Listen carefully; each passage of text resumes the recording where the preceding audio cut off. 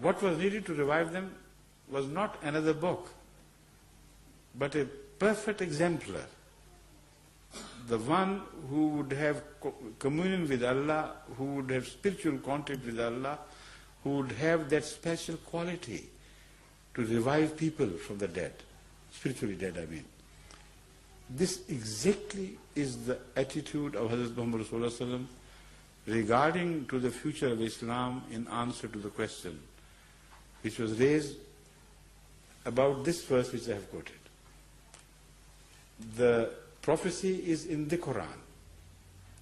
Explanation of the prophecy is by Hazrat Muhammad Rasulullah Sallallahu Alaihi Wasallam. The explanation is found in the most authentic book of all the traditions, that is Bukhari Sharif.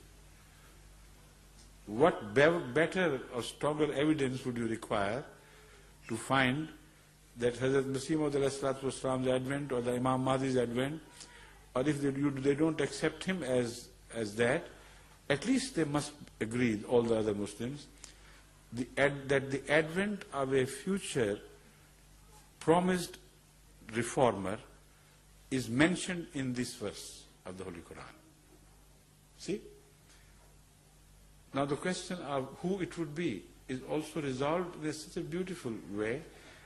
As I told you earlier, all the rest in the company were Arabs. So if an Arab was to be chosen by God for representation of Hazrat Muhammad Rasulullah Sallallahu in the future days, then there were no dearth of Arab shoulders there. But the only shoulder Muhammad Rasulullah Sallallahu chose to put his hand on was a non-Arab shoulder. Some Shiites particularly object to this by pointing out, although this is a very strong hadith, which is also accepted by Shia books, but they have at least one objection against this. They say, all right, if this is true, then why do we find mentioned in hadith that the Imam Mahdi would be from the progeny of Hazrat Muhammad Rasulullah Sallam and from the children of Fatima? And as such, he would be Ahle Bayt.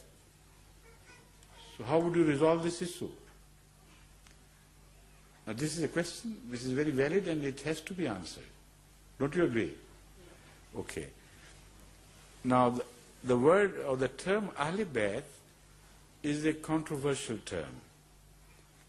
Most Sunnis believe that Ahle Bayt means not only the blood relations or the direct progeny through blood of Hazrat Muhammad Rasulullah Sallam, but also, or perhaps preferably, all the people to whom he addressed himself who became his spiritual progeny, who accepted him with such sincerity and with such totality that they should be counted as Ahle Bayt. So there are spiritual Ahle Bayts and the literal Ahle Bayts, and the fight goes on between the two as to what is meant by Ahle Bayt. In this context, fortunately for us, the issue is decided by Hazrat Muhammad Rasulullah himself. No controversy is left thereafter. You see, once during the time of the Battle of the Ditch, which is called the English name of Jang-e-Ahzab, is Battle of the Ditch, you know, the Battle of Ahzab. During that period, the question that Hazrat Muhammad Rasulullah Sallam himself required the people to stand in their family orders. Everyone who belonged to a certain family is to stand in line with that family. Salman Farsi has no relative. So out of courtesy, he could have been called to join his family or somebody else's family. But that is not all that was done by Hazrat Muhammad Rasulullah Sallam. He beckoned him to come and stand in line with his own direct progeny. And the words he used were, Salmanu minna, Ahl al-Bayt. It's not just an expression of courtesy. He said, Salman is ours. He is Ahl Bayt.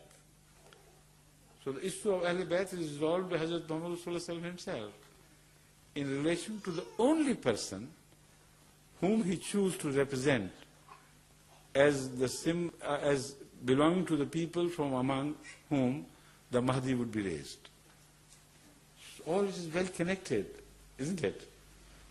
So it's not just wishful thinking on our part. We have very strong, positive evidence from the Quran and the Sunnah that when we declare that the Holy Quran mentions the advent of Masih Maud or Imam Mahdi, it is not imaginary, this is real. Right? Thank you.